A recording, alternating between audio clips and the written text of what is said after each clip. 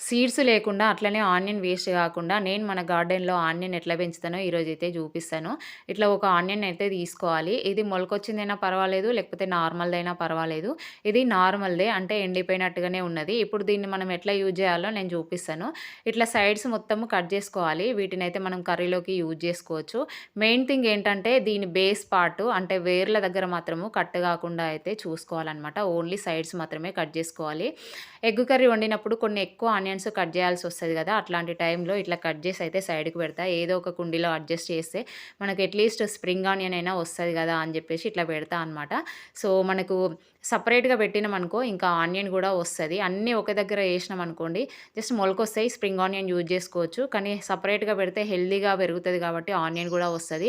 ఇంకొకటి ఏంటిదంటే వీటి నుండి ఫ్లవర్స్ గూడా వస్తాయి. కాబట్టి మనకు సీడ్స్ గూడా వస్తాయన్నమాట. సో, ఇట్లా పెట్టడం వల్ల మనకు చాలా రకాల బెనిఫిట్ అయితే ఉంది. సో, వీటినైతే ఇప్పుడు దీనిలో అయితే అడ్జస్ట్ చేస్తున్నా. ఎందుకంటే సెపరేట్‌గా పెట్టాలంటే మనకున్న ప్లేసు అట్లనే కుండీలు కూడా సరిపోవు కాబట్టి, సో, వీటినైతే ఇట్లా అడ్జస్ట్ చేసిన. జస్ట్ ఏంటంటే మనకు మట్టికి తగిలితే సరిపోతది. మనం వాటరు తేమ తగిలినప్పుడు అవి ఆటోమేటిక్‌గా ఒక 3, 4 డేస్‌లోనే మనకు మొలకలొస్తాయి. ఇంకొన్నిటినైతే ఇట్లా వేరే కుండీలో అడ్జస్ట్ చేస్తున్నా. ఒకసారైతే వీటిని ఉట్టిగా ఒక కుండీలో పడేసిన అవైతే మొలకొచ్చినాయి. మీకిప్పుడు చూపిస్తాను. అవి ఎంత బాగా వచ్చినాయి చూడండి. సో, మీరు కూడా తప్పకుండా ట్రై చేయండి. వీడియో నచ్చితే లైక్ చేయండి. ఛానల్‌కి కొత్తగా వస్తే సబ్స్క్రైబ్ చేయండి.